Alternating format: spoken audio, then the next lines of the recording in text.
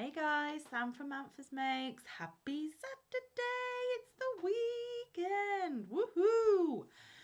So, welcome back to all my returners. Hi to any newbies. If you are new here on a Saturday and a Sunday, I read you stories from this book currently. It is Grimm's Complete Fairy Tales. I have previously read The Wizard of Oz. I have a separate playlist for that in my channel. Please do go check it out if you haven't already listened to it, and these are put into its own playlist as well, so if you're interested, check those out. As I say before I read every time, this book was written hundreds of years ago when times were very, very different. We have moved on a lot since then, and some of the themes, some of the messages, some of the beliefs that are withheld within these stories are not actually very accurate or still believed nowadays.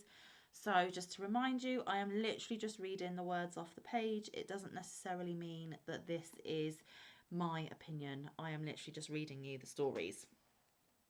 So, oh, and also they can be a little bit grim, a little bit dark. So just a little warning for you. So, where are we beginning today? Okay, we are starting on story 42, and it is called The Godfather. A poor man had so many children that he had already asked everyone in the world to be godfather, and when still another child was born, no one else was left whom he could invite. He knew not what to do, and in his perplexity he lay down and fell asleep. Then he dreamed that he was to go outside the gate and ask the first person who met him to be godfather. When he awoke, he was determined to obey his dream and went outside the gate and asked the first person who came up to him to be godfather. The stranger presented him with a little glass of water and said, "This is a wonderful water. With it you can heal the sick, only you must see where death is standing. If he is standing by the patient's head, give the patient some of the water and he will be healed. But if death is standing by his feet, all trouble will be in vain, for the sick man must die." From this time forth, the man could always say whether a patient could be saved or not, and became famous for his skill and earned a great deal of money. Once he was called in to the child of the king, and when he entered he saw death standing by the child's head and cured it with the water, and he did the same a second time, but the third time death was standing by its feet, and then he knew the child was meant to die. Once the man thought he would visit the godfather and tell him how he had succeeded with the water, but when he entered the house it was such a strange establishment. On the first flight of stairs the broom and shovel were disputing and knocking each other about violently. He asked them, "Where does the godfather live?" The broom replied, "1 flight of stairs higher up." When he came to the second flight he saw a heap of dead fingers lying. He asked, "Where does the godfather live?" One of the fingers replied, "1 flight of stairs higher." On the third flight lay a heap of dead skulls, which again directed him to the flight beyond. On the fourth flight he saw fishes on the fire, which frizzled in the pans and baked themselves. They too said, "1 flight of stairs higher."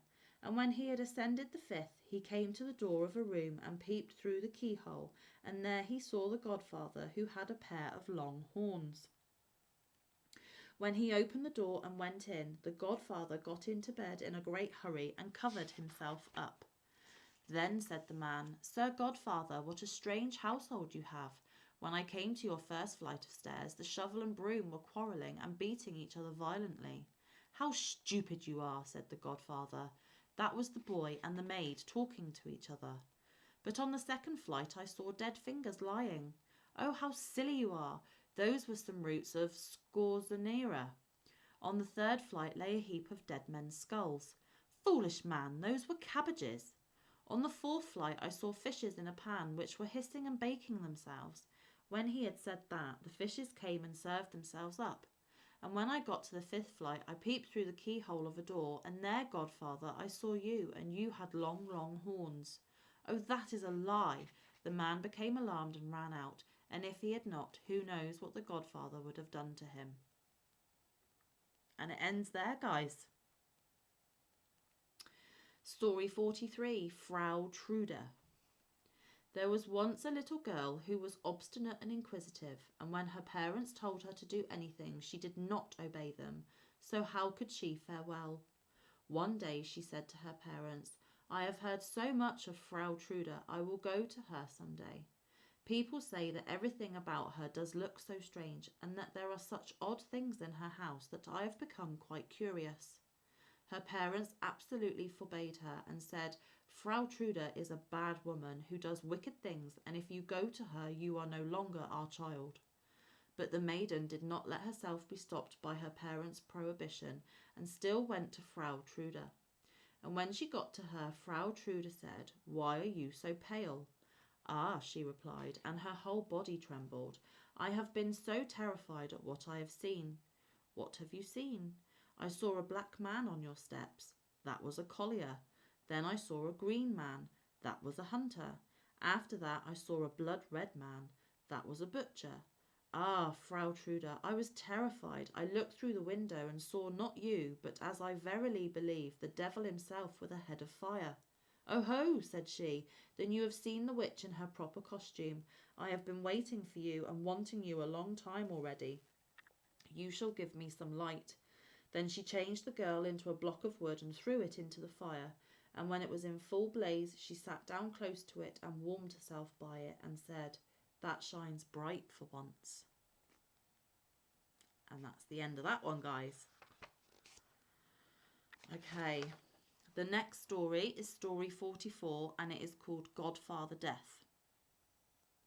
A poor man had 12 children and was forced to work night and day to provide them even with bread.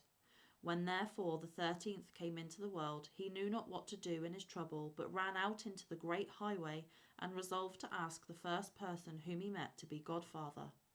The first to meet him was the good God, who already knew what troubled him, and said to him, "Poor man, I pity you. I will hold your child at its christening, and will take charge of it and make it happy on earth." The man said, "Who are you?" "I am God." "Then I do not desire to have you for a godfather," said the man. "You give to the rich and leave the poor to hunger." Thus spoke the man, for he did not know how wisely God apportions riches and poverty. He turned therefore away from the Lord and went farther. Then the devil came to him and said, "What do you seek? If you will take me as a godfather for your child, I will give him gold in plenty and all the joys of the world as well." The man asked, "Who are you?" "I am the devil." "Then I do not desire to have you for godfather," said the man. "You deceive men and lead them astray." He went onwards, and then came Death striding up to him with withered legs and said, "Take me as godfather." The man asked, "Who are you?" "I am Death, and I make all equal." Then said the man, "You are the right one. You take the rich as well as the poor without distinction. You shall be godfather." Death answered, "I will make your child rich and famous, for he who has me for a friend can lack nothing." The man said, "Next Sunday is the christening. Be there at the right time." Death appeared as he had promised and stood godfather quite in the usual way. When the boy had grown up, his godfather one day appeared and bade him go with him. He led him forth into a forest and showed him an herb which grew there, and said, "Now you shall receive your godfather's present. I make you a celebrated physician. When you are called to a patient, I will always appear to you. If I stand by the head of the sick man, you may say with confidence that you will make him well again, and if you give him this herb, he will recover. But if I stand by the patient's feet, he is mine, and you must say that all remedies are in vain, and that no physician in the world could save him. But beware of using the herb against my will, or it might fare badly for you." It was not long before the youth was the most famous physician in the whole world. People said of him, "He had only to look at the patient, and he knew his condition at once, and if he could recover or must die." From far and wide people came to him, sent for him when they had anyone ill, and gave him so much money that he soon became a rich man. Now it so happened that the king became ill, and the physician was summoned and was to say if recovery were possible. But when he came to the bed, Death was standing by the feet of the sick man, and the herb did not grow which could save him.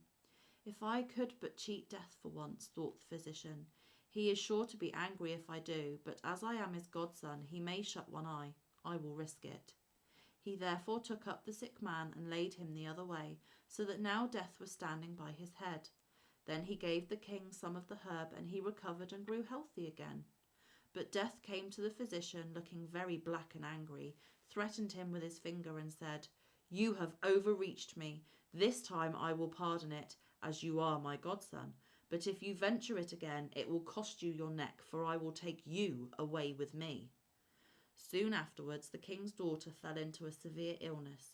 She was his only child, and he wept day and night, so that he had begun to lose the sight of his eyes, and he made it known that whoever rescued her from death should be her husband and inherit the crown. When the physician came to the sick girl's bed, he saw Death by her feet. He ought to have remembered the warning given by his godfather, but he was so infatuated by the great beauty of the king's daughter and the happiness of becoming her husband that he flung all thought to the winds. He did not see that Death was casting angry glances on him, that he was raising his hand in the air and threatening him with his withered fist. He raised up the sick girl and placed her head where her feet had lain. Then he gave her some of the herb, and instantly her cheeks flushed red and life stirred afresh in her. When Death saw that for a second time he was defrauded of his own property, he walked up to the physician with long strides and said, "All is over for you, and now the lot falls on you," and seized him so firmly with his ice-cold hand that he could not resist, and led him into a cave below the earth. There he saw how thousands and thousands of candles were burning in countless rows, some large, others half-sized, others small. Every instant some were extinguished and others again burnt up, so that the flames seemed to leap here and there in perpetual change.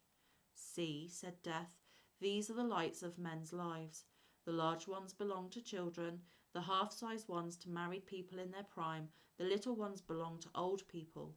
But children and young folks likewise have often only a tiny candle." "Show me the light of my life," said the physician, and he thought that it would be very tall. Death pointed to a little end which was just threatening to go out, and said, "Look, it is there."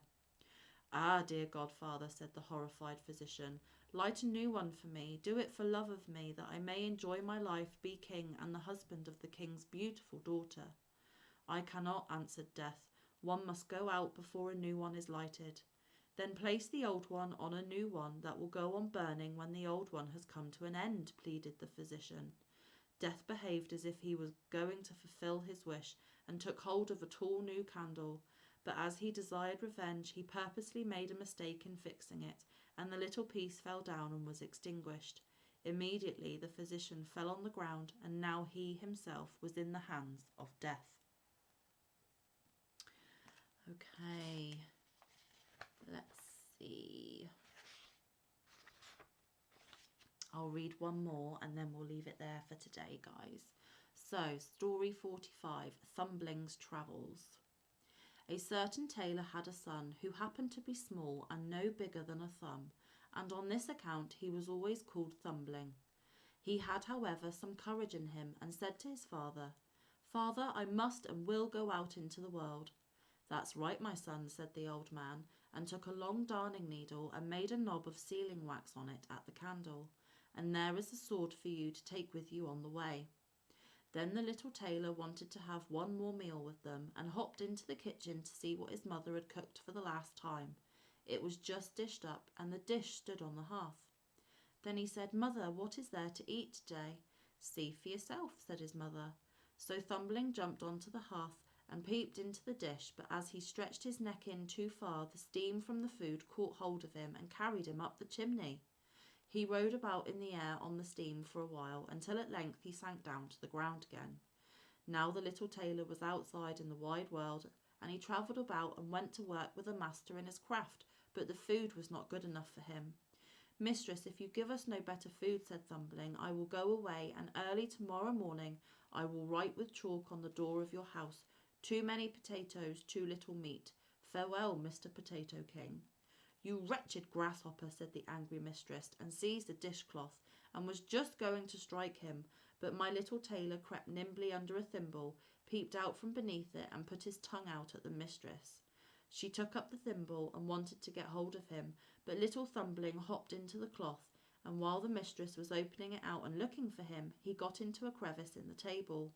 "Ho, ho, lady mistress," cried he, and thrust his head out, and when she began to strike him, he leapt down into the drawer. At last, however, she caught him and drove him out of the house. The little tailor journeyed on and came to a great forest, and there he fell in with a band of robbers who had a design to steal the king's treasure. When they saw the little tailor, they thought, "A little fellow like that can creep through a keyhole and serve as picklock to us." "Hullo," cried one of them, "you giant Goliath, will you go to the treasure chamber with us? You can slip yourself in and throw out the money." Thumbling reflected a while, and at length he said yes, and went with them to the treasure chamber. Then he looked at the doors above and below to see if there was any crack in them.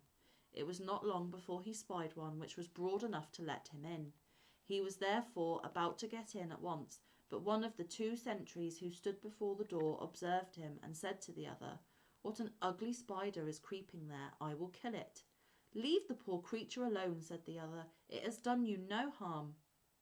Then Thumbling got safely through the crevice into the treasure chamber, opened the window beneath which the robbers were standing, and threw out to them one tailor after another.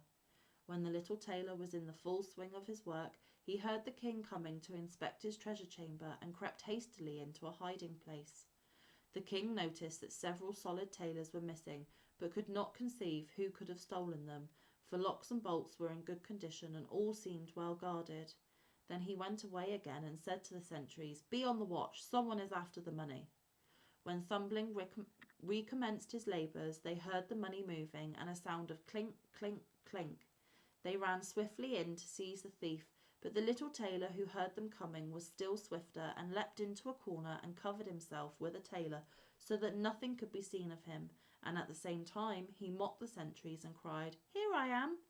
The sentries ran over, but as they got there he had already hopped into another corner under a tailor and was crying, "Ho, ho, here I am."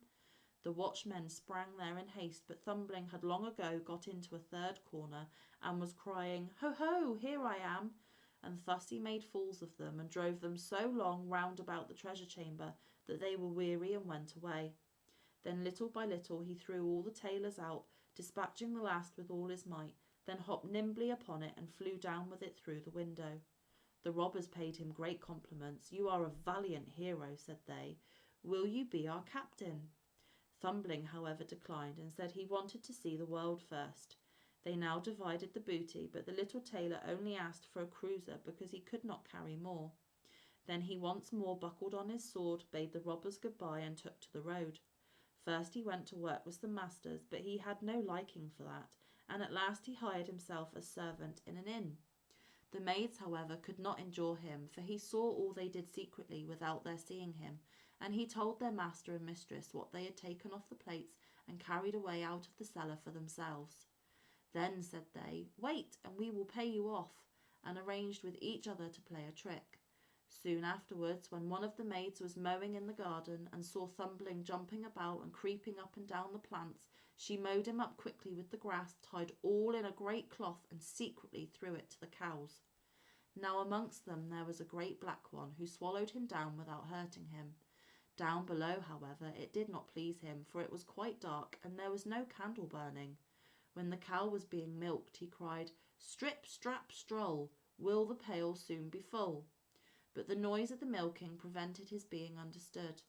After this, the master of the house came into the barn and said, "That cow shall be killed tomorrow."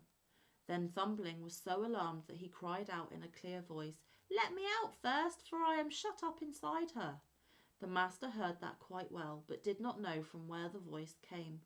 "Where are you?" asked he. "In the black one," answered Thumbling. But the master did not understand what that meant and went out. Next morning the cow was killed. Happily, Thumbling did not meet with one blow at the cutting up and chopping. He got among the sausage meat, and when the butcher came in and began his work, he cried out with all his might, "Don't chop too deep, don't chop too deep, I am amongst it." No one heard this because of the noise of the chopping knife. Now poor Thumbling was in trouble, but trouble sharpens the wits, and he sprang out so adroitly between the blows that none of them touched him, and he escaped with a whole skin. But still he could not get away. He could only let himself be thrust into a black pudding with the bits of bacon. His quarters there were rather confined, and besides that he was hung up in the chimney to be smoked, and their time did hang terribly heavy on his hands. In winter he was taken down again, as the black pudding was to be served to a guest. When the hostess was cutting it in slices, he took care not to stretch out his head too far, lest a bit of it should be cut off. At last he saw his opportunity, cleared a passage for himself, and jumped out. The little tailor, however, would not stay any longer in a house where he fared so badly, so at once set out on his journey again. But his liberty did not last long. In the open country he met with a fox, who snapped him up in a fit of absence. "Hullo, Mr. Fox," cried the little tailor, "it is I who am sticking in your throat. Set me at liberty again." "You are right," answered the fox. "You are next to nothing for me, but if you will promise me the fowls in your father's yard, I will let you go." "With all my heart," replied Thumbling. "You shall have all the cocks and hens that I promise you." When the fox let him go and even carried him home.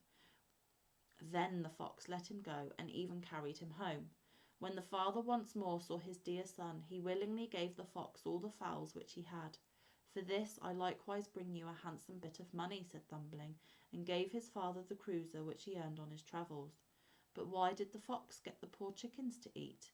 "Oh, you goose, your father would surely love his child far more than the fowls in the yard."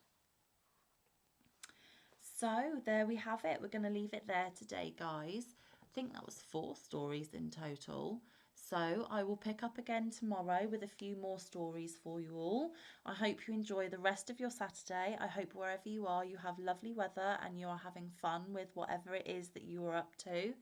Thank you once again for coming over and listening to these stories with me. I really do appreciate it.